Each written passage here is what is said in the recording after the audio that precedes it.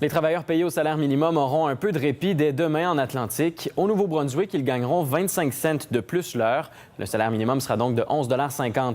Un minimum acceptable pour les entreprises, mais toujours insuffisant pour ceux qui ont déjà du mal à joindre les deux bouts. Will Dinette-Paul. Ce restaurateur devra s'ajuster pour ceux derrière les comptoirs ou à la vaisselle. C'est que le 1er avril, le salaire minimum de certains employés passe de 11,25 $ à 11,50 $. Qu'est-ce qu'on pense de ça? C'est sûr qu'on le comprend très bien. Ma réaction, c'est une année qui est pesante parce qu'en même temps qu'on a cette hausse de salaire minimum-là, on a aussi une grosse augmentation au niveau des assurances, les compensations de travail. Alors, pour nous, c'est deux gros frais. L'entrepreneur pourra quand même s'adapter, comme d'autres d'ailleurs. Les entreprises vont être en mesure de s'ajuster à ce montant-là. Ce n'est pas une augmentation drastique. 25 cents, c'est trop peu pour le Front commun pour la justice sociale. C'est un maximum de 10 $ brut par semaine d'augmentation. Donc, ça maintient à peine le pouvoir d'achat.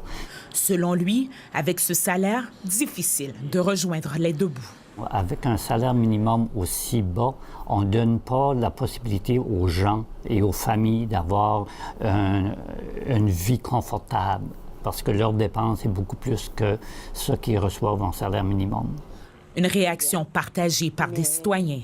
Aujourd'hui, tu vas pas loin avec un salaire de 11 et quelque chose.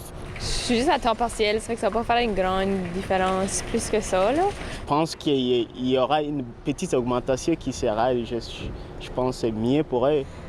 Moi, je crois, un petit peu plus. Le coût de la vie coûte cher, tu sais. À l'avenir, le taux du salaire minimum sera indexé à l'indice des prix à la consommation et sera arrondi aux 5 cents près. C'est prévisible. On sait maintenant qu'à chaque année, au 1er avril, l'augmentation du salaire minimum va être faite basée sur le coût de la vie. Merveilleux. Pourquoi? Pourquoi? Parce que ça va être beaucoup plus juste. Nous, ça nous permet aussi, nos prix, de suivre ce marché-là sans avoir à mettre trop de pression sur la clientèle. Mais pour le Front commun, cette approche laisse à désirer. C'est la seule chose, ça maintient le pouvoir d'achat qu'ils ont maintenant. Plus de 22 000 travailleurs touchent le salaire minimum dans la province. Ici Will Dinette-Paul, Radio-Canada, Moncton.